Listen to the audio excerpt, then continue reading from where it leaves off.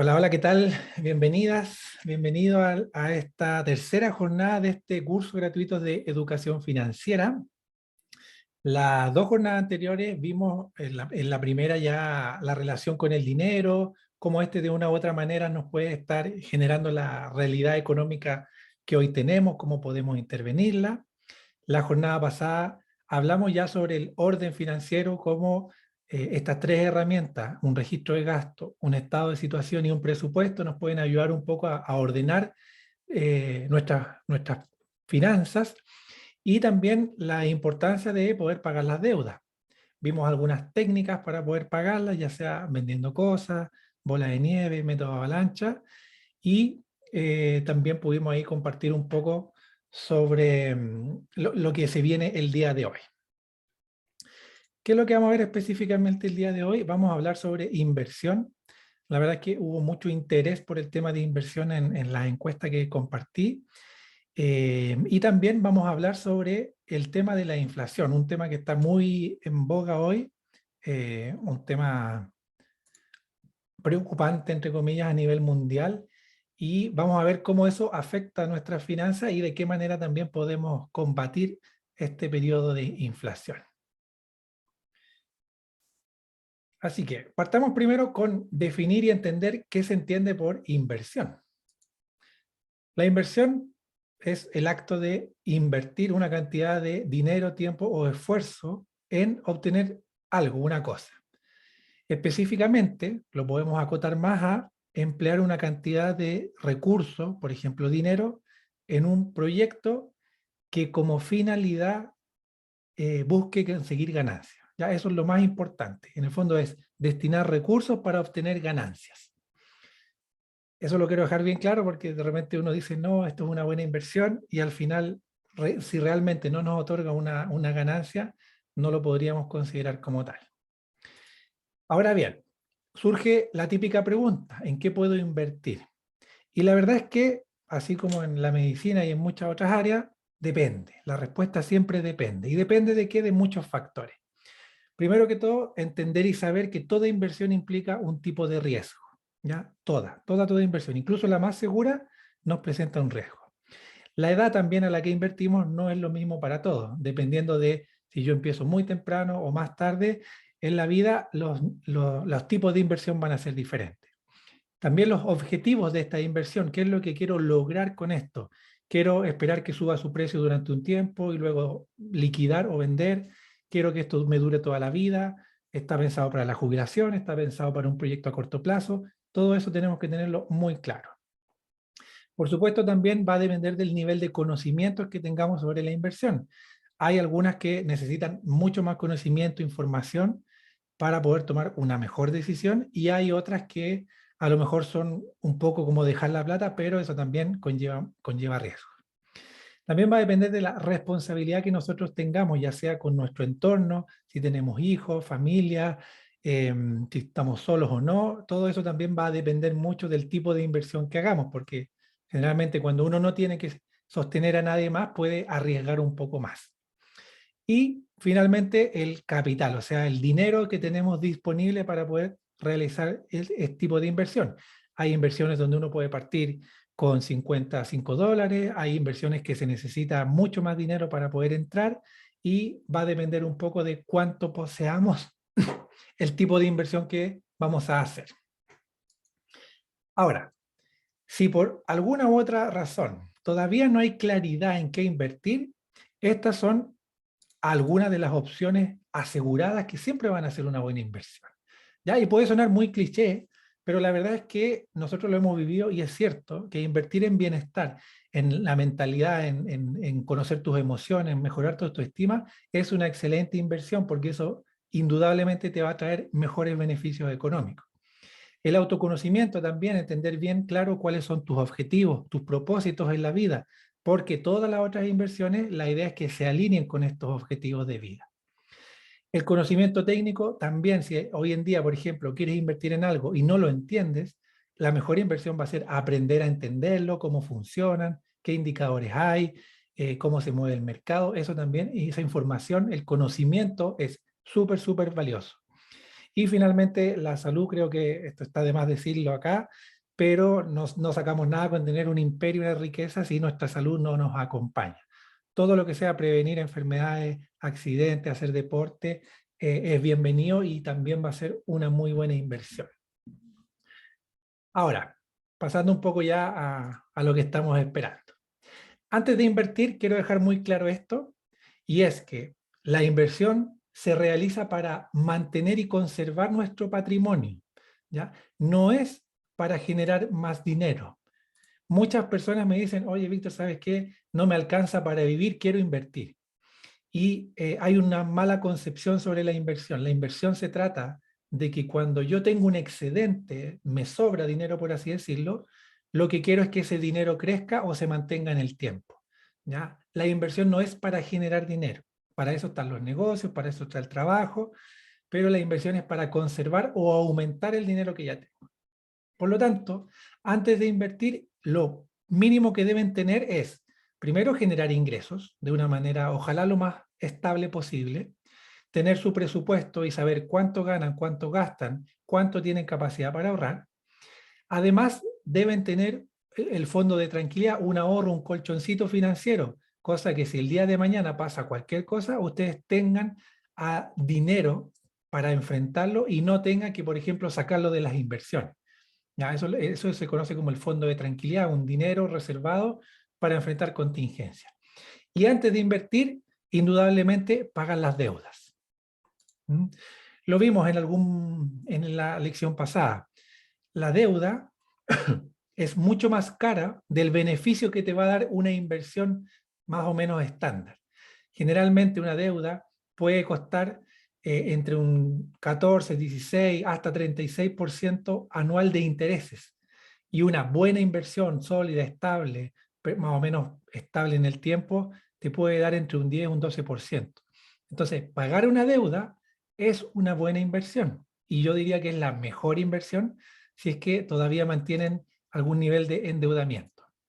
¿Ya? Entonces, me quiero detener aquí porque es muy importante que antes de pensar ya en algún tipo de inversión, paguen sus deudas. Créanme que eso les va a generar mucho más beneficio. Entonces, una vez teniendo ingresos, un presupuesto, un ahorro y habiendo pagado las deudas, se nos abre un abanico de posibilidades. Y la primera de ellas que vamos a conversar es el depósito a plazo o el DAP, como se le llama. El depósito a plazo básicamente es cuando yo le presto dinero al banco.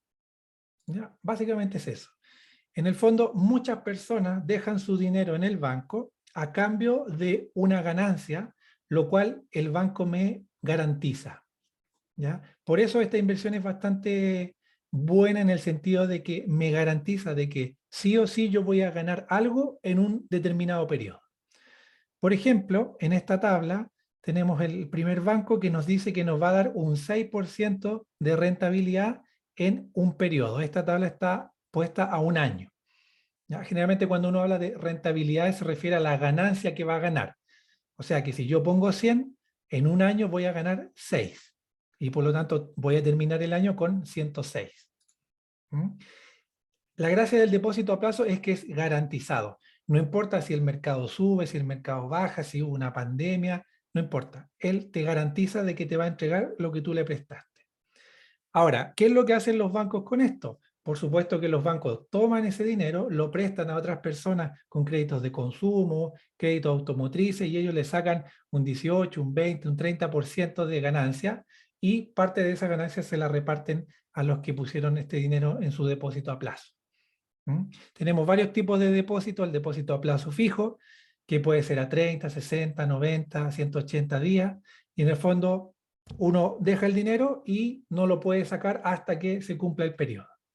Tenemos el renovable, que por ejemplo si es a 90 días, una vez pasados los 90 días, se vuelve a renovar si es que yo no lo reclamo, y vuelven a estar otros 90 días ahí, y así sucesivamente, y va ganando intereses cada vez. El depósito a plazo indefinido, yo lo puedo sacar cuando quiera, pero generalmente da menos beneficio. Pero si yo no lo toco, por ejemplo, durante más de un año, igual me va a dar algún tipo de beneficio. Y hay algunas otras variaciones, pero estos son como los más comunes. Entonces, básicamente consiste en entregarle mi plata al banco, no tenerla disponible para mí durante un tiempo, y el banco, cuando me lo devuelva en la fecha que yo estime, me va a asegurar una ganancia, ¿ya? La ganancia no es muy alta ahora por las altas tasas de interés que afectan tanto a quienes piden préstamo como a quienes invierten, son más atractivas. Así que es una buena opción, por ejemplo, para un proyecto a muy corto plazo, a 6 meses, un año, donde yo quiero asegurar de que mi dinero no va a perder valor en el tiempo. ¿Mm? Luego tenemos los fondos mutuos. Los fondos mutuos básicamente consisten en reunir el capital de muchas personas, ya sea naturales o jurídicas, y este dinero, este capital, ellos lo invierten en instrumentos de inversión. ¿Qué significa esto?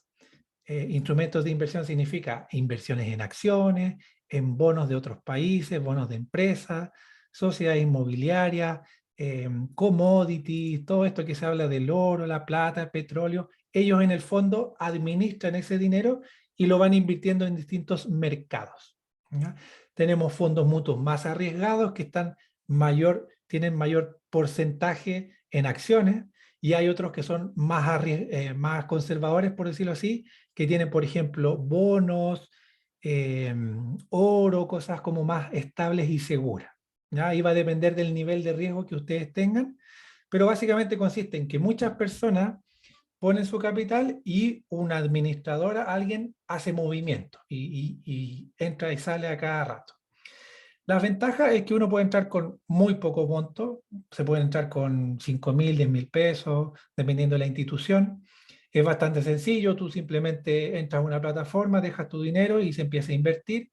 Son bastante seguros también, dependiendo obviamente del mercado. Aquí todos somos víctimas de las variaciones del mercado. Si todo el mercado sube, ganamos, pero si cae también perdemos. Y lo otro también que es muy bueno es que al invertir en algunos fondos mutuos se diversifica mucho. En vez de tener todos los huevitos en una canasta, estás invirtiendo, por ejemplo, en muchos países, en muchas industrias, y eso da un poco más de diversificación. Lo malo de los fondos mutuos, por así decirlo, son sus altas comisiones. ¿Por qué? Porque hay personas, gestores que están detrás de esto y a ellos hay que pagarles. Entonces, ellos hacen los movimientos, compran, venden, si ven una cartera mejor la mueven. Entonces todo eso requiere financiarse, y eso lo hacen a través de las altas comisiones. Entonces uno puede ganar un 8%, pero si las comisiones son de un 6%, lo que queda efectivamente para mí es de un 2% de rentabilidad, ¿ya? Esto tienen que verlo bien al momento de contratar este fondo mutuo, entender bien cuánta comisión les van a cobrar, ¿ya? Eso es importante. Otro instrumento de inversión bastante interesante es el APB, ¿ya? Ahorro previsional voluntario. ¿Qué es el APB? Es un ahorro extra y que está pensado para la jubilación, ¿ya? Esto, por favor, muy claro, está pensado para la jubilación. ¿Cuál es el requisito? Se debe estar afiliado a una AFP hoy en día, mientras estén vigentes. Uno puede ahorrar en la misma AFP, pero también lo puede hacer en algún banco, en alguna entidad financiera o en alguna aseguradora. No es necesario que estén en la AFP, ¿ya? ¿Para qué sirve? Para adelantar la fecha de jubilación, para cubrir lagunas o meses sin cotizar, o bien para, perdón, para aumentar el monto de mi jubilación. ¿Mm? Las comisiones en general son bajas, diría yo, en menos de un 1% sobre el saldo acumulado. Por supuesto que mientras más dinero hay aquí, más beneficio va a tener la empresa, y lo bueno es que se pueden retirar en cualquier momento. Ahora bien, como esto está pensado para la jubilación, hay distintos incentivos para que la gente ahorre en APBs. Y aquí es donde salen los dos regímenes, ¿ya? Está el primer régimen, el régimen A. El régimen A lo que dice es que básicamente se otorga un bono fiscal, una ganancia del 15% del monto anual ahorrado, ¿ya? Con un tope de 6 UTM aproximadamente mensuales. Esto no está actualizado, esto más o menos es como 1.800.000 a la fecha, ¿ya? O sea, ¿qué es lo que quiere decir esto? Que si el día de mañana yo tengo un dinero y quiero que rente en el tiempo, lo que hago es lo coloco en una APB y si puse, por ejemplo, 1.000.000 de pesos, el Estado me va a regalar un 15% de eso, o sea, 150.000, ¿ya? Pero ese dinero no es mío todavía. Solamente se va a sumar a todo lo que yo haya ahorrado cuando me jubile. ¿Mm? Ahora, si yo retiro dinero de mi APB, lo que va a pasar es que ese 15% que yo gané en el año, lo pierdo. ¿Ya? Por eso es importante saber que el APB está pensado para la jubilación. ¿Mm? Otra cosa importante es que los aportes, lo que yo ahorro, esto no se rebajan de la base imponible, que es algo que mucho se pregunta, el tema de los impuestos. Y para eso existe el otro régimen, el régimen B. ¿Ya? El APB régimen B también es un incentivo para poder ahorrar para la jubilación y la gracia que tiene es que del total que ustedes aporten a ese ahorro para la jubilación, se les va a reducir de su global complementario, en este caso, de su impuesto.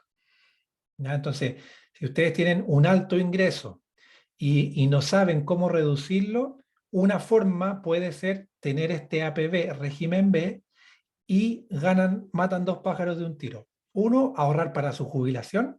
Eso significa que cuando se jubilen van a tener más dinero. Y lo otro es que van a poder rebajar su global complementario, ¿ya? O su base imponible en el fondo. Entonces, el régimen A está más pensado para personas que ganan, no sé, menos de 3 millones, 2 millones y medio aproximadamente, dependiendo de la base del tope imponible, ¿ya? Y el régimen B está más pensado para la gente que gana más ingresos, que quiere disminuir su impuesto, pero como incentivo para que la gente tenga una mejor jubilación, se crea este otro régimen, ¿ya? Ahora, si yo retiro los fondos, porque claro, supongamos que el año pasado yo puse dinero, bajé mi impuesto, y este otro año yo saco ese dinero, ese impuesto que en el fondo yo rebajé, me lo van a penalizar en este nuevo año. ¿Ya? Entonces, igual ahí se aplica una sobretasa, o sea, me van a cobrar más impuestos de lo que debería en el caso que lo haya sacado. Ahora, el tema ya a detalle de número, y todo esto lo tienen que conversar muy bien con su contador o contadora, pero lo importante es que entiendan que hay dos opciones para invertir y que están pensadas en la jubilación. Régimen A, todo lo que yo invierto en un año, el Estado me otorga un 15% de rentabilidad asegurada, garantizada, pero que solo la voy a ver cuando me jubile. Si saco antes la plata, no se ve. Y el régimen B, que todo lo que yo aporte me baja de mi global complementario y por lo tanto me ayuda a reducir impuestos. Si lo llego a sacar, el próximo periodo me van a cobrar una sobretasa de impuestos. Entonces, como pueden ver, aquí el incentivo es no sacar el dinero. Ahora, si por algún motivo igual queremos sacar el dinero, tenemos otro instrumento que es la cuenta 2. Esta sí es una cuenta de ahorro voluntario. ¿Mm? Este es un ahorro que no tiene fines previsionales, tú lo puedes usar para lo que quieras, pero tiene también sus condiciones. Eh, Primero que todo, tienen que estar en una AFP, o sea, sí, los dineros se invierten en los mismos 5 fondos que se invierten en las AFP. Además, tiene un beneficio que si ese fondo ganó menos de 1,5 millones de pesos, ese 1,5 no está libre de impuestos, no se le suma su global complementario. Entonces, la cuenta 2 es un instrumento bastante interesante porque se mueve en función a estos 5 fondos, uno los puede ir moviendo también y si el día de mañana necesitas el dinero, lo puedes retirar. ¿Ya? Lo malo es que, al igual que los fondos, está sujeto a caídas y por lo tanto a lo mejor podríamos perder dinero en este instrumento. Luego tenemos los seguros con ahorro. Los seguros con ahorro son un instrumento bastante interesante porque en el fondo como que automatizan este proceso del ahorro, pero recordemos que tal como su nombre lo dice, incluye un seguro que hay que pagar una póliza y además incluye una parte de ahorro. Entonces, lo que yo les recomiendo es que si van a tomar un seguro con ahorro, si por ejemplo van a pagar 100.000 pesos mensuales, averigüen y pregunten de esos 100 cuánto corresponde a ahorro y cuánto corresponde a seguro. Porque a veces el seguro puede costar, no sé, 60.000 pesos y el ahorro es solo de 40. Y a veces sale más conveniente contratar el seguro por fuera y ahorrar por otro lado. Pero las ventajas que tiene es que uno, quedas asegurado con una cobertura, generalmente las pólizas son buenas. Lo otro es que si en algún momento no puedes pagar el seguro o lo congelas, tú puedes ir descontando los ahorros para que no pierdas el seguro. Muchos también a veces invierten estos ahorros, te dan algún tipo de ganancia, rentabilidad. Y lo más importante, y yo diría que aquí es donde está la clave, es que tú puedes heredar este ahorro a cualquier persona. Ya no tiene que ser necesariamente una familia. De hecho, hay personas, por ejemplo, que están divorciadas, que quieren dejarle algo a su anterior familia o a su nueva familia, o que no se han divorciado y tienen una nueva familia, le dejan esto a través de un testamento. ¿Ya? Y lo otro muy importante es que es inembargable. O sea, si el día de mañana yo lo pierdo todo, este dinero no me lo pueden quitar. Entonces, es bastante interesante, tiene esas dos ventajas. Hay que cotizar muy bien los seguros, pero para que sepan que tiene sus ventajas versus otros instrumentos. Por ejemplo, el tema de que sea inembargable o que yo se lo pueda dejar a cualquier persona es bastante interesante. Luego entramos al mundo de las acciones. ¿Qué son las acciones? Las acciones es cuando yo compro una parte de la empresa, me vuelvo socio de la empresa. ¿Ya? ¿Por qué? Porque esta empresa tiene una gran estructura y la divide en distintos trocitos. Y si yo compro una parte de ese trocito, yo paso a ser de alguna manera socio de la empresa. Entonces, el valor de ese trocito va a depender si la empresa sube o baja su valoración a nivel del mercado. ¿Mm? Entonces, hay dos formas de ganar dinero con las acciones. La primera es que yo compro una acción, por ejemplo, a 100 pesos y el día de mañana cuesta 200. Si yo vendo esa acción a alguien que la quiera, voy a haber ganado 100 pesos. Porque compré a 100, vendí a 200, gané 100. Esa es una forma de generar dinero. Y la otra forma es a través de dividendos. ¿Ya?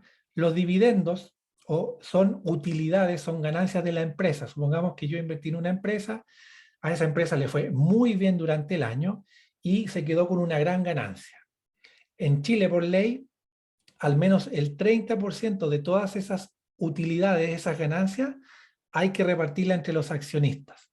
Por lo tanto, si yo tengo un pedacito de esa empresa y a la empresa le fue bien, me va a caer algo a mí, solo por el hecho de poseerla.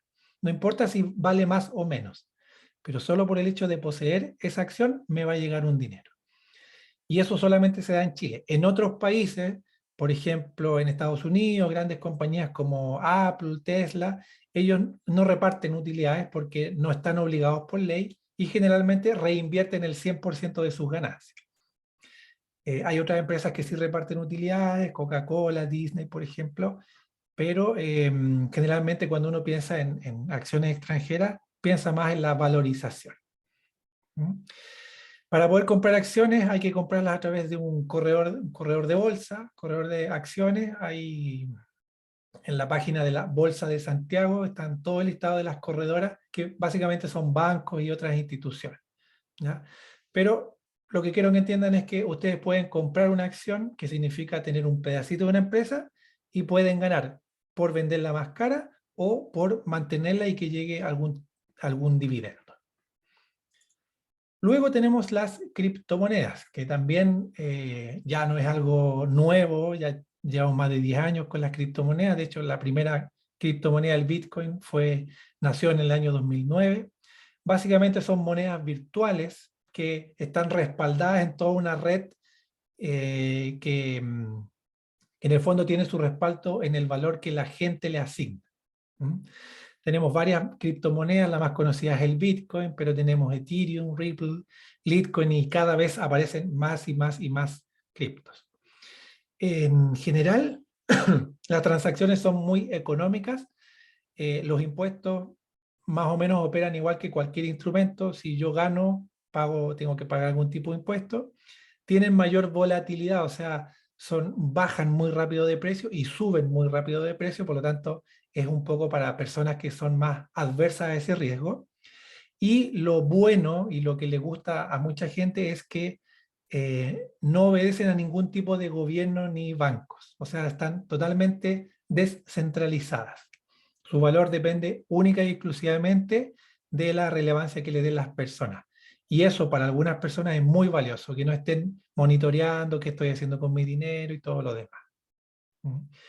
Al igual que las acciones, tú puedes ganar comprando barato y vendiendo caro, o bien dejando tu criptomoneda dentro del sistema para que te den algún beneficio. Muy parecido a un depósito a plazo, pero dentro de este ecosistema virtual. También tenemos una inversión clásica, que son los metales preciosos, o también materias primas, ¿ya? Cosas que están en la tierra, en los elementos. Tenemos, por ejemplo, el oro, que es el clásico forma de invertir, de refugiarse del dinero, pero tenemos otros como la plata, el platino. Eh, no necesariamente uno puede invertir en el metal en sí, sino que yo puedo invertir en derechos, o también puedo invertir en compañías mineras o compañías petroleras. No es necesario que tenga el barril de petróleo en mi casa y luego salir a venderlo más caro. Puedo comprarlo a través de una corredora de bolsa, por ejemplo, y como dice un autor, Robert Kiyosaki, el oro es el dinero de Dios. ¿Por qué? Porque está en la tierra. eh, es el oro, por ejemplo, lo especial que tiene es que no ha perdido su valor a lo largo de los años. Se dice que hace, no sé, más de 2000, 3000 años, tú podrías comprar, voy a inventar, un animal con una onza de oro, y hoy en día ese mismo animal lo podrías comprar con la misma onza. No así lo que pasa con las monedas, que cada vez se necesita más dinero. Entonces, los metales preciosos es también una forma de inversión. Tenemos la mejor inversión, yo diría, por excelencia, que son los negocios, que es crear un modelo que produzca algo y genere valor a la sociedad, y eso la sociedad después lo compra, y eso, por supuesto, genera ganancias. Lo importante para poder crear un buen negocio es entender en qué se está invirtiendo, tener una certeza lo más alta posible de que voy a recuperar la inversión. No basta solamente con tener la intención de hacer algo, sino que hacer un estudio de mercado, evaluar bien los gastos, analizar la oferta y la demanda, requiere harto conocimiento, pero como dicen ahí, si uno le pega el palo al gato, esto es lo que más va a dar ingreso, y la gente que sabe hacer negocio está constantemente haciéndolo porque sabe que poniendo dinero en eso va a recibir mucho más. Eh, Lo bueno de los negocios es que nosotros podemos controlar el precio y las cantidades. Todas las otras inversiones como más tradicionales dependemos del mundo, de si hubo una guerra o no, y hay varios factores que salen totalmente de nuestro alcance. En cambio, en un negocio, si nosotros somos los que, por ejemplo, controlamos los precios o somos capaces de producir más o menos cantidades, tenemos más control sobre nuestra inversión. Por eso los negocios se diferencian tanto de los instrumentos tradicionales. Por supuesto, también tenemos los bienes raíces, propiedades. Básicamente pueden ser oficinas, casas, departamentos, estacionamientos, terrenos.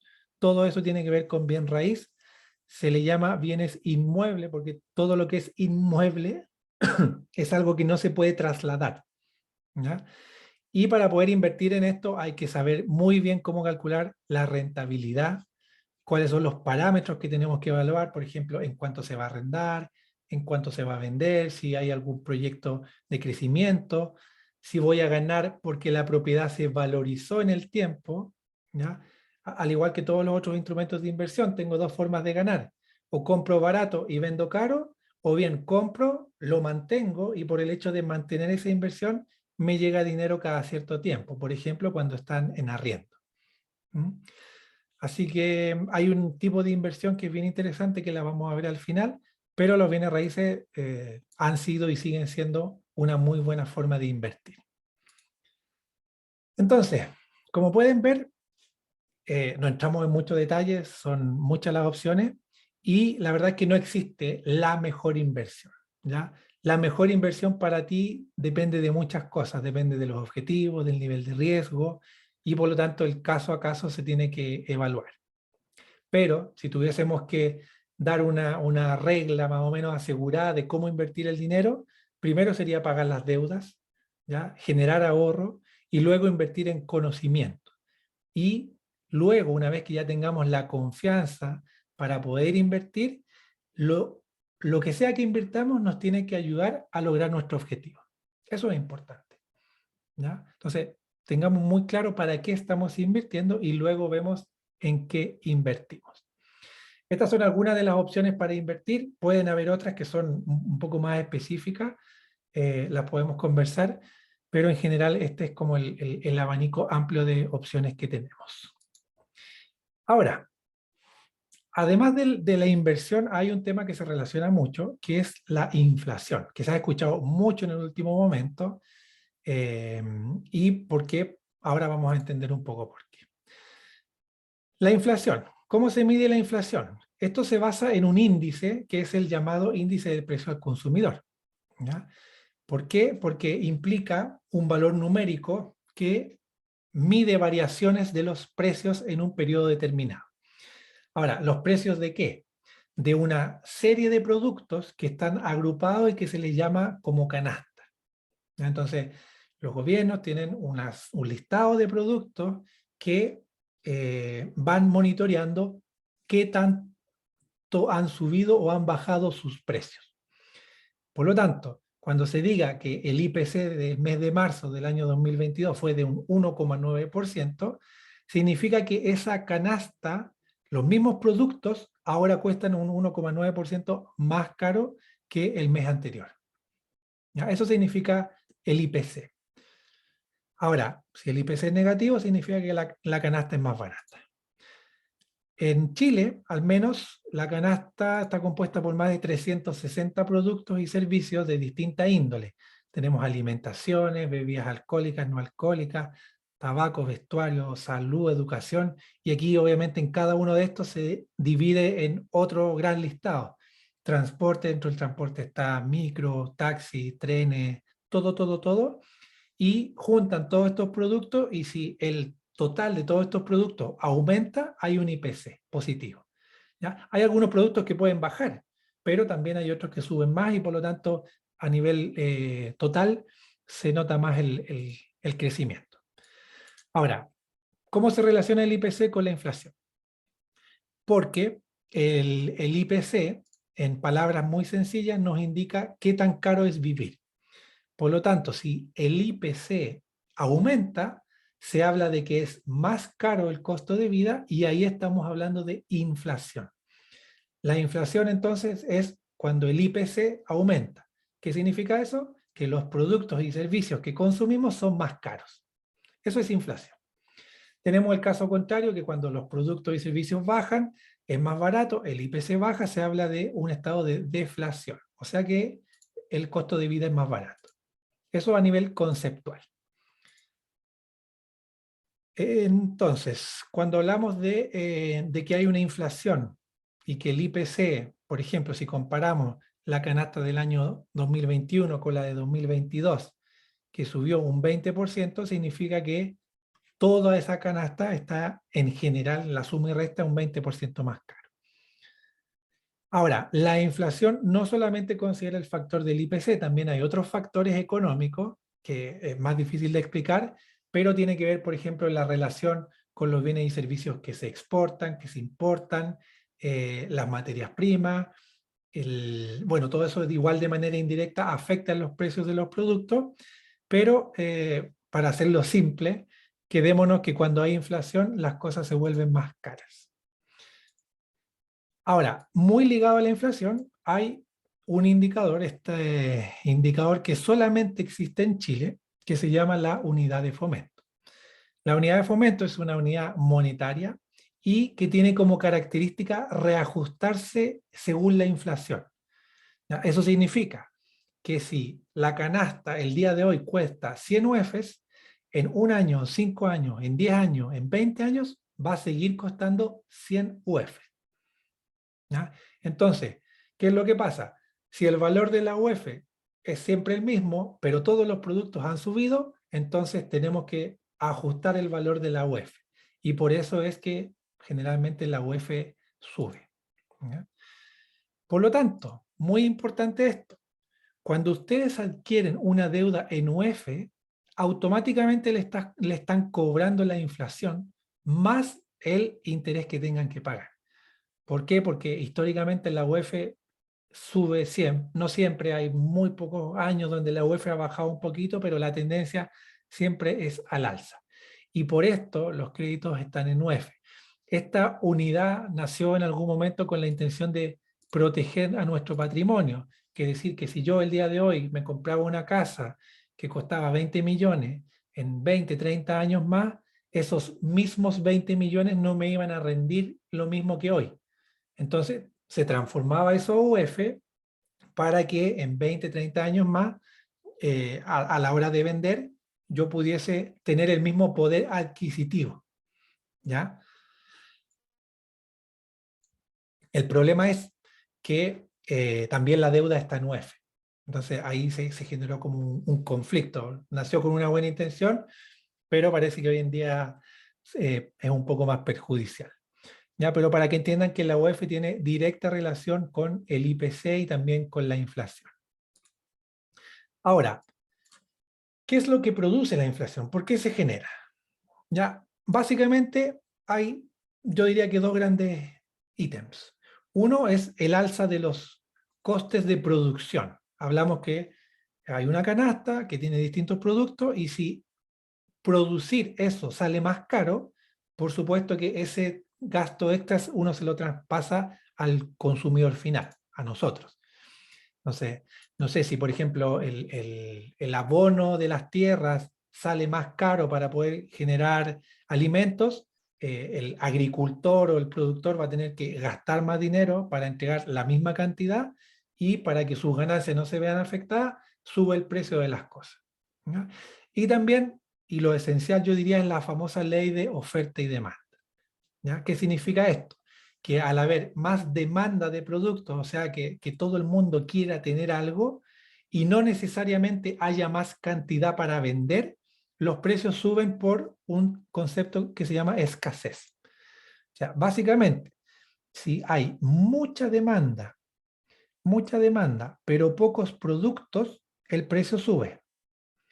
Ahora, si hay muchos productos, el precio baja. ¿Ya? Esto es como, por ejemplo, cuando sale una oferta y dicen productos limitados, mientras menos cantidad haya, generalmente suele ser más deseado, más apetecible, por así decirlo, y eso hace que las cosas suban. Ahora, cuando hay un exceso de demanda, o sea, muchas personas quieren algo y los productores, los que producen esto, no son capaces de satisfacer toda esa demanda, suben sus precios porque al subir los precios tienen más ingresos para poder invertir en producir más. Entonces, esto ya es un poco de microeconomía, pero básicamente lo que quiero que entiendan que mientras más demanda hay, más suben los precios en general. ¿Ya? Aquí hay varias variaciones, que suba o baje la demanda o que suba o baje la oferta. Pero en líneas generales, mientras más escasas son las cosas o más apetecibles son, suben su valor. Entonces, ¿qué otros factores influyen en la inflación? Por ejemplo, el aumento de los salarios. ¿Por qué? Porque al subir los ingresos, las personas tienen mayor capacidad de gasto y al aumentar la capacidad de gasto, aumenta la demanda de productos y servicios. ¿Mm? Además, como los sueldos aumentan, eso provoca que también los productores tengan que subir sus gastos, porque para ellos pagar más a los trabajadores significa gastar más en su producción y por lo tanto suben los precios para compensar esa alza. Entonces, el aumento del salario produce inflación. La baja de intereses también. ¿Por qué? Porque al reducir los intereses, las personas están más dispuestas a pedir dinero. Y como tienen más dinero, salen a consumir más y eso hace que suba la demanda. También los bonos, subsidios, ayuda, todo lo que vimos, por ejemplo, en la pandemia, implica que los gobiernos, los estados tengan que sacar dinero, ya sea de sus reservas o endeudarse para darle dinero a la gente y al la gente tener más dinero pueda poder consumir más y eso también hace que esta inflación suba. La baja de las reservas de los bancos también, el Banco Central le exige al banco que tenga en su bóveda, llamémoslo así, una determinada cantidad de dinero. Si el Banco Central le dice, mira, puedes tener menos de lo que tienes, los bancos, como tienen un dinero disponible para prestar, lo van a salir a prestar, la gente tiene más dinero en sus manos, consume más, aumenta la demanda y por lo tanto sube también los precios y la inflación. Y lo otro es el imprimir dinero.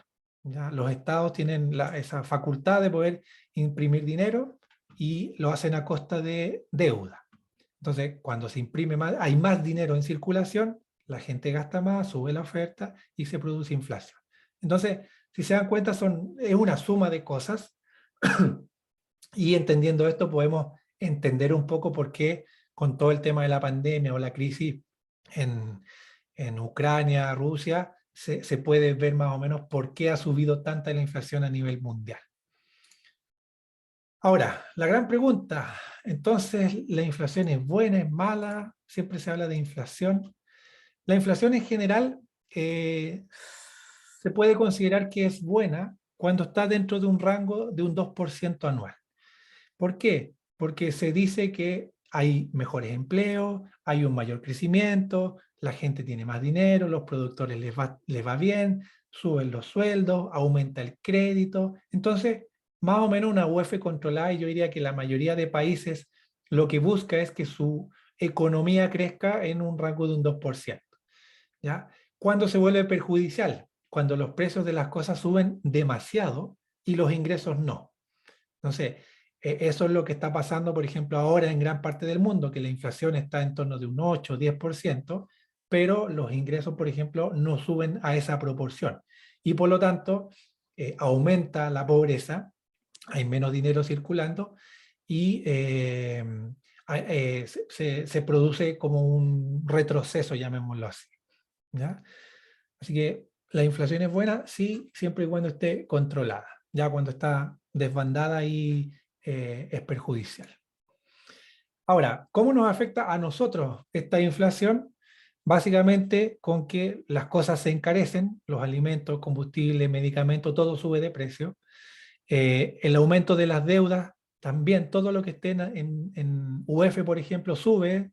Quizás algunos la habrán experimentado con el aumento de la UEF, que es más caro pedir créditos.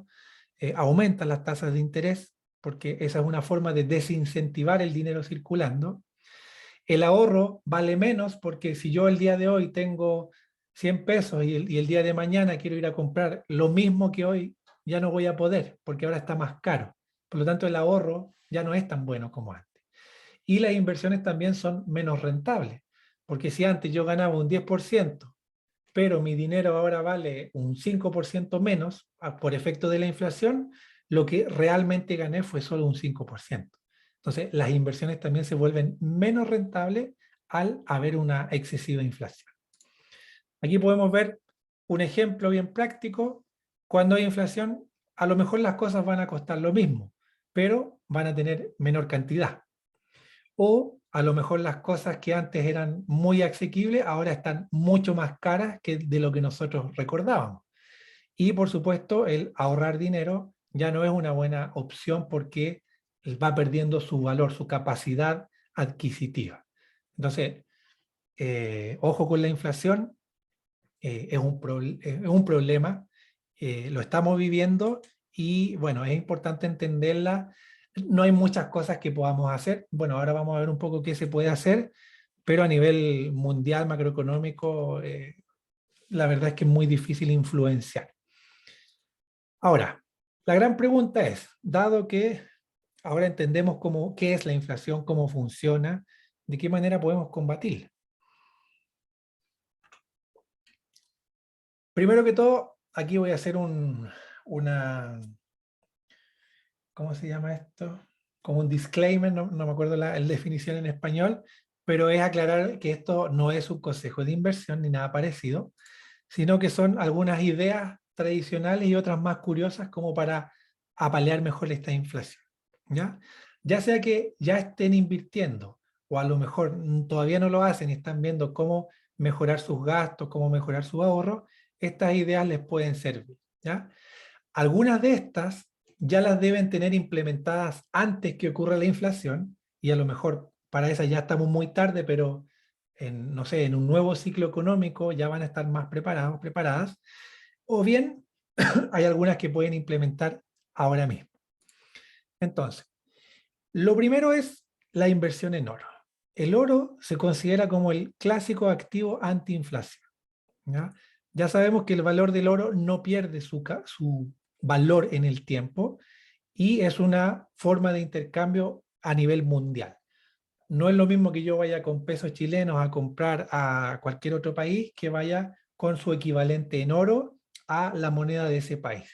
Entonces, la inversión en oro tradicionalmente ha sido una forma de refugiarse contra la inflación y contra las crisis. ¿Mm? Así que cuando hay periodos de inflación, el valor del oro aumenta. Ahora ya es muy tarde, el oro ya está muy caro, pero en un nuevo ciclo económico, si es que ocurre algún momento donde la inflación ya empieza a dispararse, tener oro es una buena opción. Ya vimos que pueden invertir en oro a través de fondos de inversión, de empresas mineras, en oro físico, en joyas, cualquier cosa les sirve. También tenemos empresas que podemos cotizar a través de sus acciones y que son antiinflacionarias. ¿Ya? ¿Por qué? Porque hay ciertos productos y servicios que independientemente que todo esté muy caro, igual uno va a tener que seguir consumiendo. Por ejemplo, algunos productos esenciales como el internet, la telefonía, eh, servicios básicos como luz, agua, gas. O sea, ya, ok, yo puedo tomar medidas para ahorrar un poco, pero igual voy a tener que seguir consumiendo energía, igual necesito petróleo para moverme. Entonces, es muy difícil que estos tipos de empresas pierdan mucho. ¿Ya? También elementos de primera necesidad. Los supermercados siempre van a seguir vendiendo, aunque sea más caro, de hecho, hasta les beneficia. Las tierras agrícolas también, por ejemplo, el tema de higiene, aunque todo esté más caro, yo voy a seguir consumiendo esos productos y estas empresas pueden subir sus precios y no importa porque uno también la va a tener que comprar. Entonces, son ciertas industrias que independiente de lo que pase, vamos a seguir consumiendo.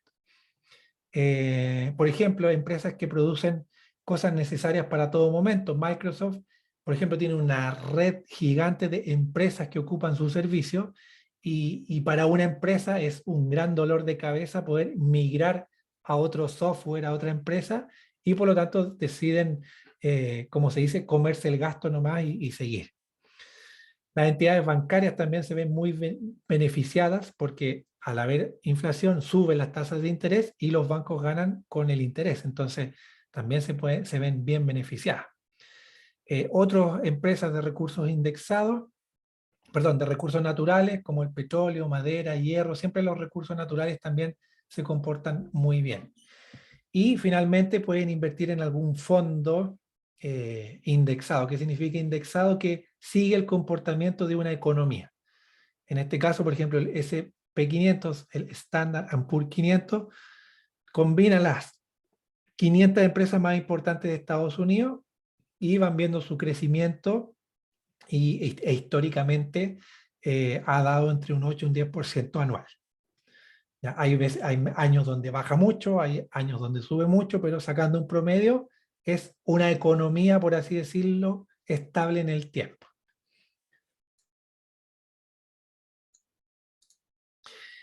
Otra forma de invertir, ya sabemos que cuando hay inflación, la UF aumenta, por lo tanto, una buena forma de invertir es en UF. ¿Ya? ¿De qué manera podemos invertir en UF? Por ejemplo, con una cuenta de ahorro en UF. ¿Ya? Hay entidades que a veces abren estas oportunidades y claro, si yo tengo hoy día 100 pesos, lo transformo a UF y en 10, 20 años más yo vuelvo a transformar ese UF a peso, ya no voy a tener 100, voy a tener, no sé, 1000 por decir algo. ¿Por qué? Porque se reajusta. ¿Ya? Los seguros con ahorro en UF también pueden ser una buena opción. Los fondos mutuos en UF, aquí hay que estar atento porque algunas veces los bancos los sacan, otras veces los ponen a disposición. Y algún tipo de inversión que esté asociada a la UF. Por ejemplo, la inversión inmobiliaria. ¿Ya? Lo que pasó ahora últimamente es que todos los rentistas, la gente que arrienda, pasó los arriendos de peso a UF. Por lo tanto, así no va perdiendo esta capacidad de generar ingresos. Entonces, cualquier cosa que a ustedes les otorgue un beneficio en UF es una alternativa en inflación, sí, de todas maneras. El dólar, esta también es una pregunta clásica. ¿Es bueno invertir en dólares? En general, el dólar es una buena forma de refugiarse contra la inflación, pero hay algo que tenemos que considerar. Primero que todo, se habla de refugiarse en el dólar cuando la moneda local se está devaluando. ¿Ya? ¿Eso qué quiere decir? Que cuando hay mucha inflación dentro del país, ya sea por temas sociopolíticos, económicos, lo hemos visto con países cercanos, ¿cierto? Aquí no hay nada, tema político, pero en Venezuela una inflación muy alta. ¿Por qué? Porque su moneda local perdió mucho valor, por lo tanto, claro que comprar dólares era una buena opción, lo mismo en Argentina. Pero ¿cuál es el problema que se está dando hoy en día? Es que incluso el mismo dólar también está perdiendo, por así decirlo, su valor. ¿Ya? Entonces, en este momento en particular, donde todo el mundo está bajo una gran inflación, quizás el dólar no es la mejor opción. ¿Ya? Podría ser, sí, pero aquí ya depende del conocimiento y el riesgo que cada uno tenga. ¿Mm? Ahora, si fuese solamente una inflación solo en el país y el resto del mundo estuviese bien, ahí sí, por supuesto, el dólar sería una excelente alternativa. O el euro, cualquier moneda estable. Ahora, los bienes raíces. En general, los bienes raíces siempre es una muy buena forma de conservar el valor del dinero. ¿Ya? ¿Por qué? Porque yo estoy invirtiendo en un activo que aumenta su valor en el tiempo. Entonces, al haber inflación, suben las tasas de interés y por lo tanto es más difícil acceder a créditos y por lo tanto las personas prácticamente están como obligadas a arrendar y obviamente el que tiene inversión en esto le va bastante bien. Además, los materiales suben de precio y esto hace que todas las propiedades se vuelvan más caras y por lo tanto, si yo tengo una propiedad, la puedo vender más caro también. ¿Mm? O sea, que si invierto por renta, si arriendo, gano al subir los arriendos y si invierto por ganancia de capital, o sea, quiero vender, también voy a ganar porque los precios son más altos. Ahora, ¿cuál es el problema? Y aquí yo creo que esto da para conversar harto. Que en Chile tenemos un pequeño problema y es que en Chile la inversión inmobiliaria está ligada a la UEF, cosa que no hay en otros países. En otros países tú compras una propiedad en $120.000 y eso está en dólares. Ese dólar no se reajusta según inflación. Y por lo tanto esto afecta negativamente a la inversión inmobiliaria en Chile. ¿Ya? Entonces, ¿qué pasa esto? Que nuestra deuda que nosotros adquirimos en UEF se hace más cara con la inflación. Por ejemplo, el dividendo que está en UF todos los meses va subiendo, por lo tanto, cada vez va subiendo nuestro gasto, nuestro costo de la inversión. ¿Ya? Por lo tanto, generalmente los contratos se reajusta este arriendo cada un año y ahora últimamente se está poniendo un arriendo mensual en UF. ¿Cuál es el otro problema? Que los intereses también están en UF, porque de ese dividendo hay una parte que es interés y otro que es amortización de la deuda. Y ese interés también está en UF, por lo tanto, el banco no solo te está cobrando el interés, sino que además estás ganando por la inflación, por el aumento de del porcentaje de ese interés, llamémoslo así. ¿Ya? Y la deuda también aumenta, porque si yo pedí 100 millones de pesos hace 5 años atrás, quizás hoy día debo más de 100 millones. ¿Por qué? Porque mi deuda sigue estando en UF y como la UF aumenta más rápido de lo que yo estoy pagando, hoy día tengo más deuda. Entonces, es un fenómeno súper curioso que solo se da en Chile, porque solo en Chile hay UF. Entonces, hay que tener cuidado también con la inversión inmobiliaria. Ojo, no digo que sea malo que no inviertan, porque siempre es bueno invertir en propiedades, pero hay que hacerlo con un poco más de resguardo y cuidado. ¿Ya? Aquí yo les quiero mostrar un ejemplo real que nos está pasando a nosotros. Como pueden ver, a la izquierda tenemos una cotización, es del 30 de julio del 2017. Nosotros pedimos un financiamiento y acá abajito dice crédito hipotecario 90%, 3.150 UEFs, equivalente a 82.900.000. ¿Ya? 3.150 UF, 82 millones. Hoy, 27 de abril, ese mismo crédito, nosotros debemos 2.852 UF, o sea, a lo largo de casi 5 años, hemos bajado de 3.150 a 2.850 UF, pero al hacer la conversión a la UF hoy, debemos 91.500.000. O sea, debemos casi 10 millones más que cuando partimos. No sé si ustedes le encuentran sentido. Llevamos 5 años pagando dividendos y hoy día debemos más que cuando comenzamos. Entonces, ojo con la inversión inmobiliaria en Chile y el efecto que tiene la UF. ¿Ya? Esto yo se los presento para que ustedes sean conscientes de lo que está pasando. Ojo, insisto, no quiero decir que salgan a vender todas sus propiedades, no, porque igual van a subir de precio, a lo mejor si ustedes quieren vender en algún momento va a estar mucho más caro. De hecho, si nosotros quisiésemos vender esta propiedad, ganaríamos, sí, pero no tanto como nos hubiese gustado en un inicio. Ahora, dado que tenemos este problema, también aquí les quiero presentar una solución, una alternativa. ¿Ya? Y es que si ustedes, por ejemplo, tienen un crédito hipotecario de un lugar donde ustedes viven, llamémoslo casa propia, departamento propio, una forma de reducir deuda en UF es haciendo prepagos. ¿Ya? ¿Qué significa esto? Aquí revisen sus escrituras y vayan más o menos en la cláusula 10, 11, 12, por ahí aproximadamente, y hay algo que habla de un reembolso. Fíjese lo que dice. El deudor, nosotros, podremos reembolsar anticipadamente todo o una parte, en este caso no inferior a un 10% del capital adeudado. Aquí el banco me pone una condición. Yo puedo reducir la deuda, pero tengo que ir con más de un 10%. Además, tengo que pagar el dividendo correspondiente y una comisión de prepago. ¿Qué es lo que produce esto? Aquí dice que si el prepago fuese parcial, se rebajará proporcionalmente el valor de los dividendos sin alterar el plazo. O sea, dicho en chileno, si yo hoy día debo 100 millones de pesos y tengo 10 millones ahorrados, yo puedo ir al banco y decirle, banco, hoy día yo ya no te debo 100, te debo 90. Aquí tienes 10. Ahora te debo 90. Al bajar la deuda, baja también mi dividendo proporcionalmente. O sea que si yo estoy pagando 400.000 pesos de dividendo, el próximo mes voy a tener que pagar 360. ¿Por qué? Porque bajé un 10%. No sé, esa es también una forma de invertir, por así decirlo, en UF. ¿Por qué? Porque estoy pagando una deuda en UF que en 1, 2, 3 años más va a ser más alta y por lo tanto la estoy reduciendo hoy. Estoy reduciendo un dividendo que me significa mayor ahorro mensual y además estoy disminuyendo intereses futuros. ¿Ya? Todo esto tiene un sustento matemático, pero es una opción interesante. ¿Ya? Esto se llama prepago parcial o en otros países se les conoce como el abono a capital.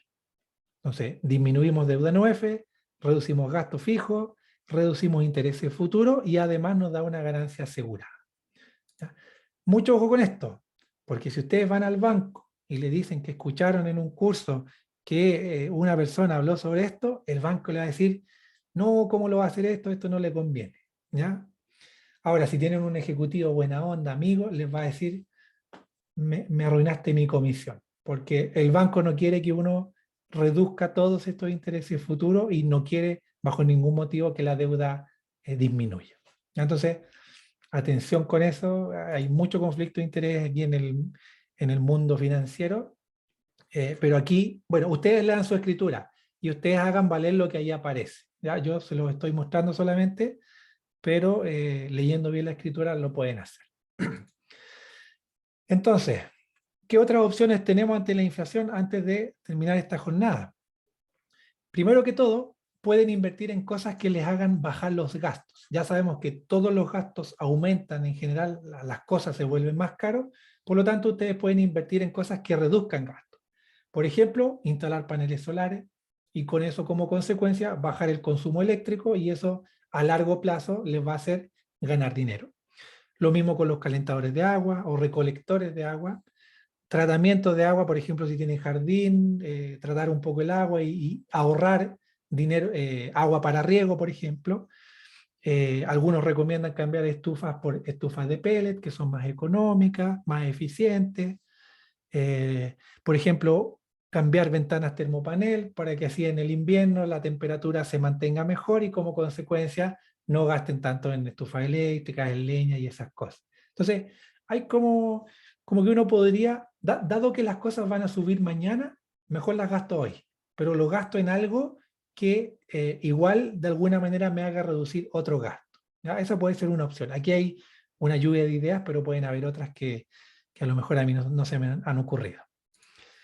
Tenemos también que, dado que las cosas van a seguir subiendo de precio por efecto de la inflación, ustedes podrían anticipar gastos que hacen siempre, ¿ya? Y comprarlos hoy, que están más baratos, en vez de comprarlos en 6 meses o en un año más.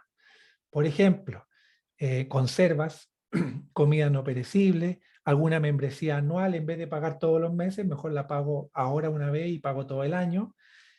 Algunos medicamentos dependiendo de la fecha de vencimiento, si tengo un tratamiento permanente, me compro, no sé, todas las dosis hoy en vez de todos los meses, que cada vez va a salir más caro. Lo mismo los cursos, formaciones, mejor tomo una asesoría, algo hoy día antes de que suba de precio. Y, por ejemplo, lo que pasó con el papel higiénico, no sé si se acuerdan, en la pandemia, que fue una locura. Bueno, esa gente dijo, esto lo voy a necesitar durante todo el tiempo, así que lo compro hoy a un precio más barato antes de que suba de precio. Entonces, esta puede ser también una opción. Tenemos otra opción, y esta me llamó mucho la atención cuando yo la escuché.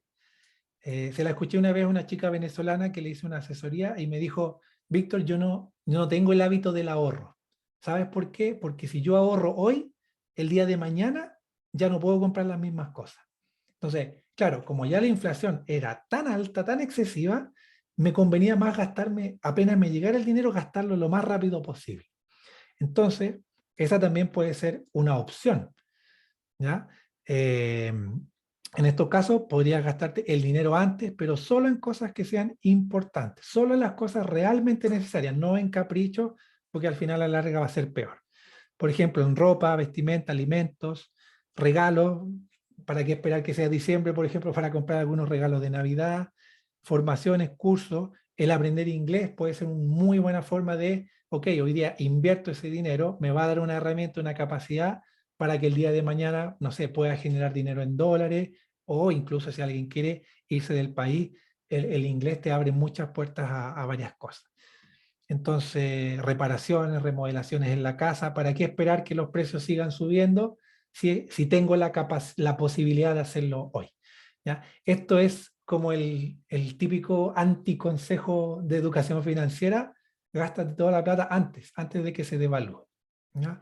Ahora también, ojo, no entrar en crisis ni en pánico. Aquí no estamos con una hiperinflación de un 1000% como fue en Venezuela en algún momento, o en 150, pero sí es cierto que cada vez las cosas se van haciendo más caras. Por lo tanto, una alternativa es gastarse el dinero antes de que se devalúe, ¿ya? Ahora, si lo pueden hacer de manera inteligente, invirtiendo y todo, mucho mejor, mucho mejor. Así que eso, un poco para resumir, la inflación ya está aquí, ya muchas de las medidas que pudimos haber tomado en algún momento ya no las tomamos. Entonces, dependiendo de cuándo hayan visto esto, cuándo vean la grabación, lo cierto es que ya está aquí el efecto de la pandemia, todos los aportes de todos los países del mundo, bonos, subsidios, todos los conflictos internacionales y toda la inestabilidad sociopolíticas en todo el mundo, ¿ya? Han hecho que la inflación esté aquí, y recuerden que la inflación va y viene, son ciclos. Tenemos ciclos inflacionarios. Se dice estadísticamente que cada 7, 10 años tenemos ciclos, ciclos que suben, ciclos que bajan. Entonces, insisto, no tampoco desesperarse, ya estamos aquí, podemos tomar medidas hoy, pero en algún momento, de alguna manera, esperamos que esto se vuelva a normalizar y volvemos a entrar en una buena época donde las cosas no suben tanto de precio, las tasas de interés bajen, podamos volver a invertir, a sentirnos tranquilos. Pero dado que nos tocó vivirlo, por lo menos ya tenemos un poco más de herramientas para enfrentarlo. Así que, como es costumbre, cualquier pregunta, consulta que tengan, dejo el micrófono abierto para que puedan hacer algún comentario, algo, alguna pregunta también, bienvenido sea.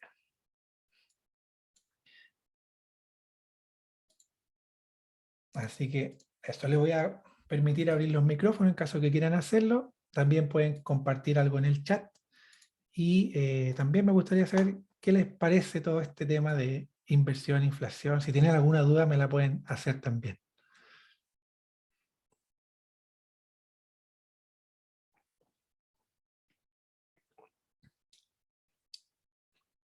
Ahora, si no hay duda, yo me voy feliz porque significa que la presentación estuvo espectacular.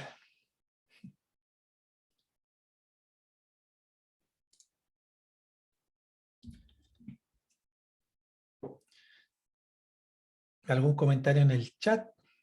No me digan que estuve hablando todo este rato solo, por favor. Hola, Víctor, Ahí ¿cómo está estás? Paola. Bien, gracias, Paola. Ay, siempre participo. Oye, Sí, encantado de verte nuevamente.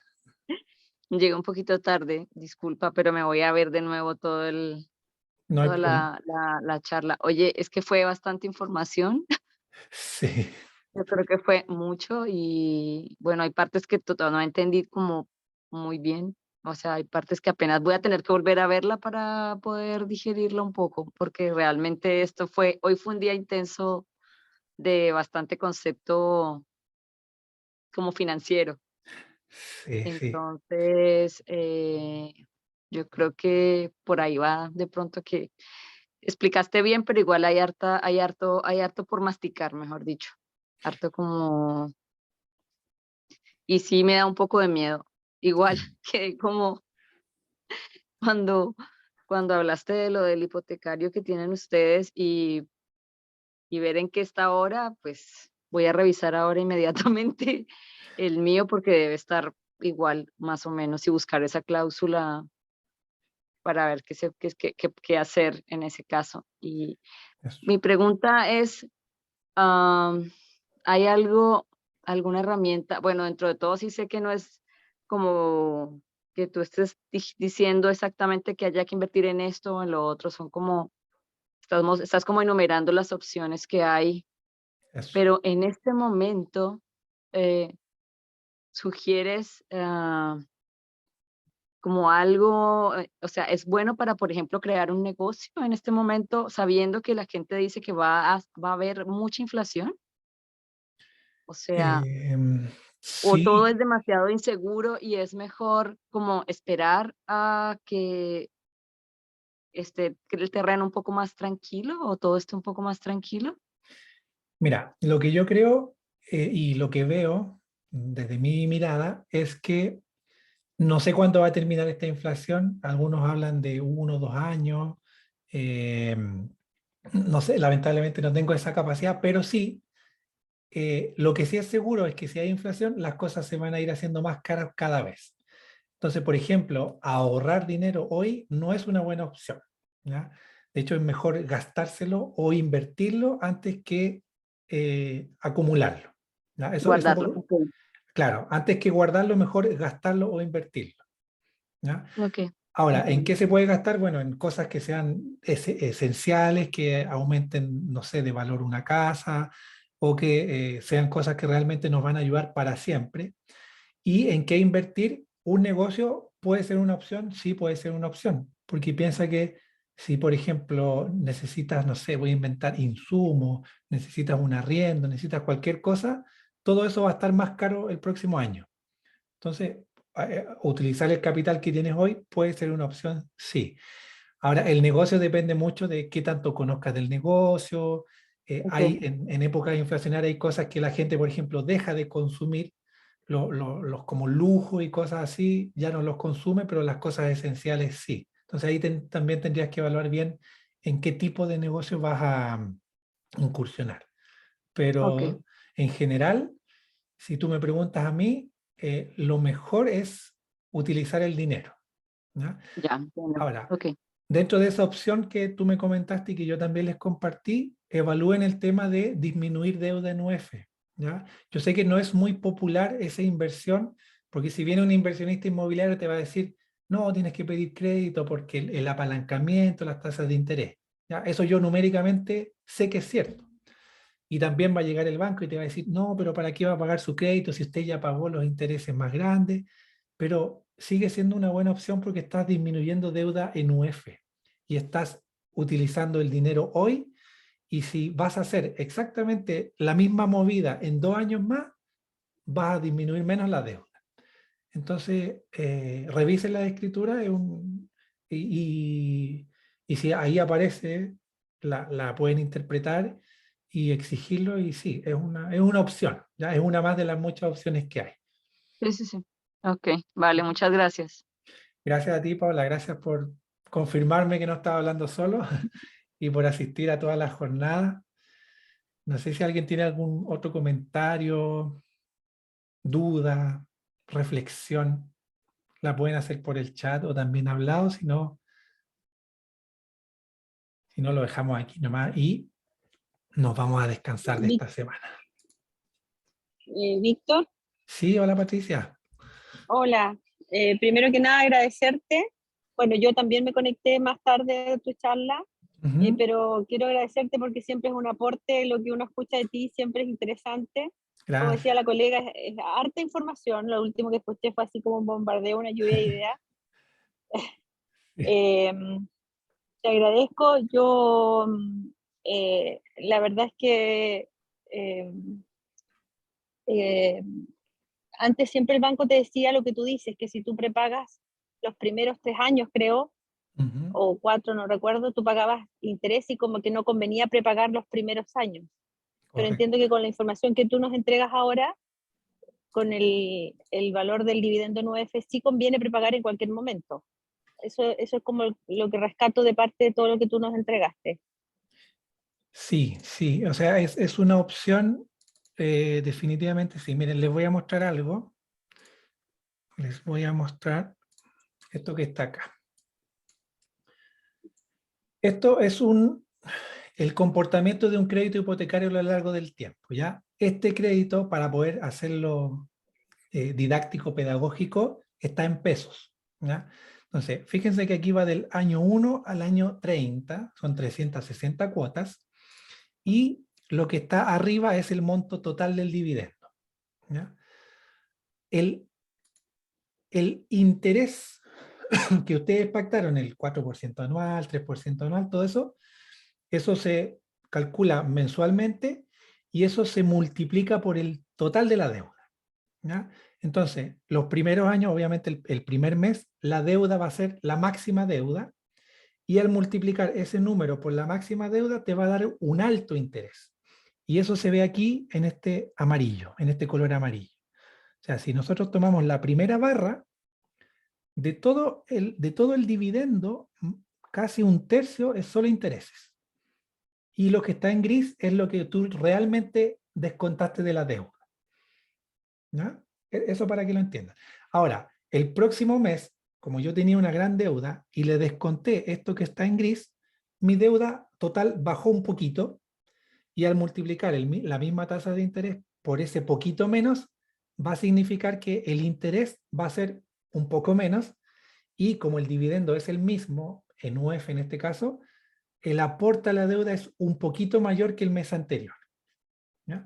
Y así sucesivamente. Entonces, cada vez que yo voy pagando, mi deuda en UF va bajando cada vez más y el interés cada vez es menor. Entonces, ¿por qué les explico esto? Porque cuando el banco te dice que usted está en la mitad y efectivamente ya pagó la mayor cantidad de intereses, es cierto. Aquí se ve, el mayor peso de los intereses está al inicio del crédito, ¿ya? Pero eso no quiere decir que de la mitad hacia adelante no haya intereses por pagar. O sea, todo esto que está en amarillo acá también son intereses que igual uno se puede ahorrar en el futuro. ¿Ya? Entonces, lo que dicen los bancos es cierto. Nosotros ya pagamos la mayor cantidad de intereses, pero también no nos dicen que también nos quedan intereses por pagar.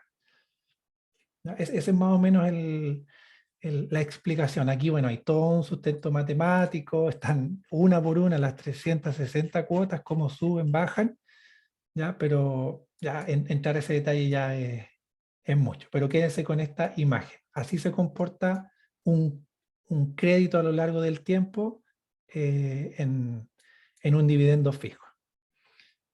Entonces, sí, efectivamente los bancos tienen razón. Los intereses mayores se pagan al comienzo y luego son menos intereses.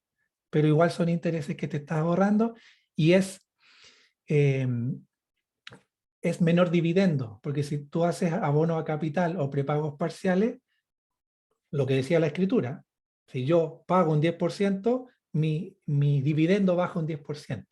¿Ya? Y ese es un costo fijo que nosotros tenemos como personas, siempre tenemos que pagar por un techo. Entonces, si hoy día estoy pagando, no sé, 1.000.000 de pesos por un dividendo, si el día de mañana eso lo puedo bajar a 900 o a 800, es ganancia para mí, tengo más dinero mensual. ¿Mm?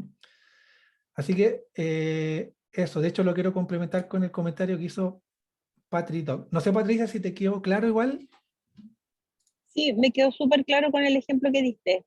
Eso. Ahora hay que ver la letra chica.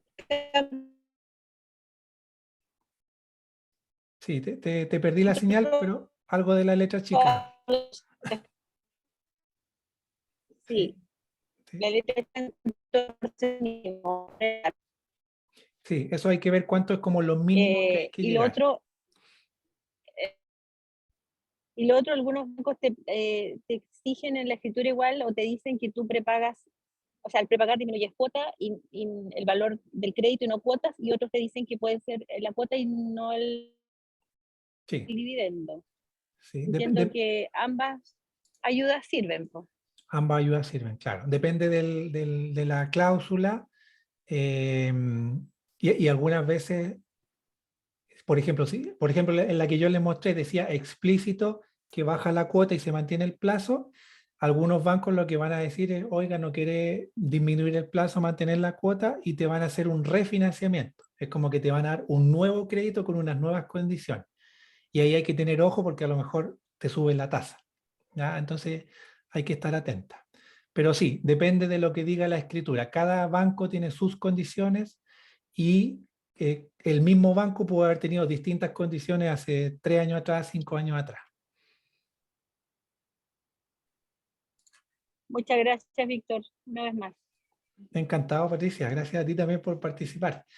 Y quiero complementar con lo que nos puso aquí Patridoc en el comentario, que lo encuentro súper bueno, un buen ejemplo. Creo que lo mejor en estos momentos para quienes tienen crédito hipotecario es abonar a capital o hacer prepagos parciales.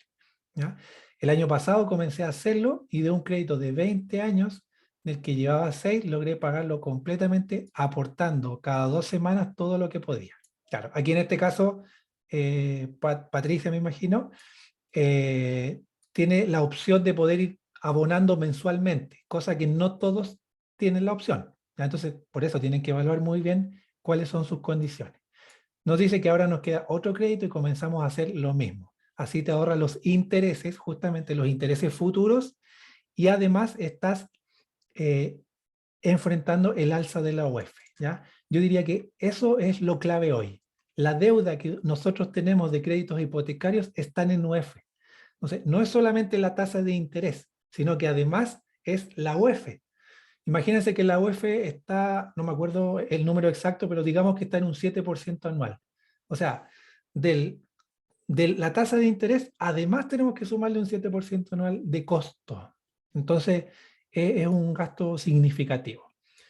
De hecho, al final complementa, para eso igual vendimos un auto y una moto y nos apretamos un poco, exactamente. Nosotros hoy día con Bárbara estamos en esa política de contracción. ¿Ya? En vez de tener tantas propiedades, vamos a tomar las que más nos han rentado, las que más se han valorizado, las vamos a vender y con ese dinero vamos a prepagar las que nos dan mejor renta. ¿Ya? Aquí, bueno, cada uno toma su decisión. Nosotros en algún momento cuando nos pusimos manos a la obra, pagamos nuestra casa lo más pronto posible haciendo esta estrategia y hoy en día afortunadamente no tenemos esa preocupación de que el dividendo nos suba todos los meses. La inflación puede subir un 1000%, pero la casa es nuestra y nadie nos la va a quitar. Entonces, es una opción segura, garantizada, pero que a lo mejor si la comparo con otros instrumentos de inversión no es tan rentable, ¿ya? Pero ahí, bueno, hay que poner en la balanza lo que uno busca. De hecho, a mí mucha gente me ha dicho, oye, Víctor, pero rehipoteca tu casa y con esa plata la inviertes, no sé, en acciones, en otras propiedades y con eso vas a ganar un 20% anual. Pero, bueno, aquí cada uno tiene que balancear el riesgo con ganancia. Yo diría que ese es el gran conflicto cuando uno habla de inversiones. Más riesgo, más ganancia. Menos riesgo, menos ganancia. Pero sí me interesaba que se conocieran esta información porque se habla muy poco. ¿Ya? Los brokers inmobiliarios, los que venden propiedades, no te van a recomendar esto, te van a decir que compres otra propiedad. Los bancos no te van a decir, oiga, pague su deuda en UEF, le está saliendo muy caro porque no les conviene. Y así suma y sigue. ¿Ya? Aquí por lo menos tienen a alguien neutral que les puede compartir todo esto. O sea, ¿te puedo preguntar algo, Víctor? Una cosita Sí, claro, chiquitita. claro. Entre tener disponible, no sé, flujo de caja y empezar a abonarle la deuda en UEFs de tu propiedad, ¿qué escogerías?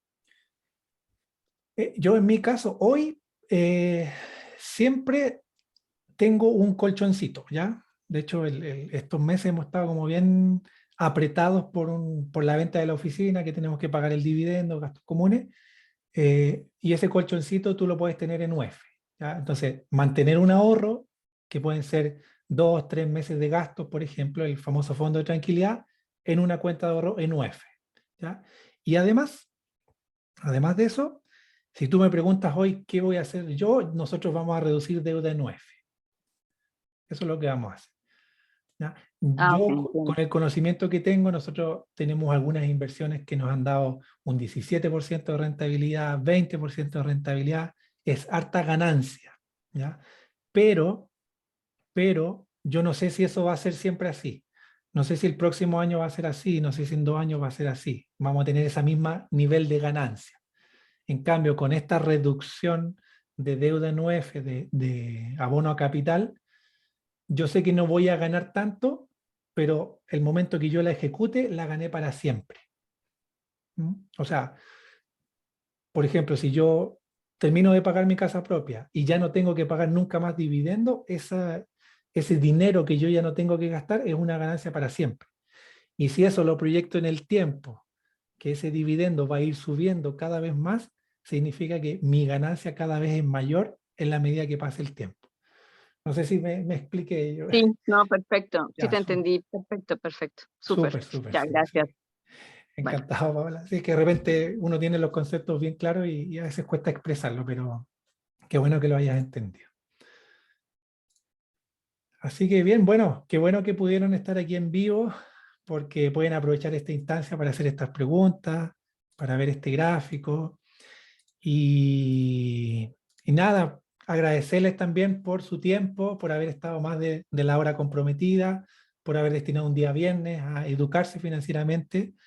Gracias por sus preguntas, gracias a todos y todas quienes están constantemente viendo las grabaciones también, a quienes nos están viendo en diferido. Y bueno, cualquier cosita, quedo súper atento el día lunes, el próximo lunes a las 19 horas. ¿Ya? Igual les voy a enviar un email recordándole. Vamos a tener la última jornada donde vamos a hablar de finanzas en parejas. ¿Ya? Ahí nos va a acompañar Bárbara, vamos a dar algunos criterios generales y luego vamos a contar un poco cómo llevamos nosotros nuestras finanzas y ahí para que ustedes tengan una opción porque sé que el tema de finanzas en pareja puede ser un tema, así que también, como siempre, tratando de aportarles lo máximo posible.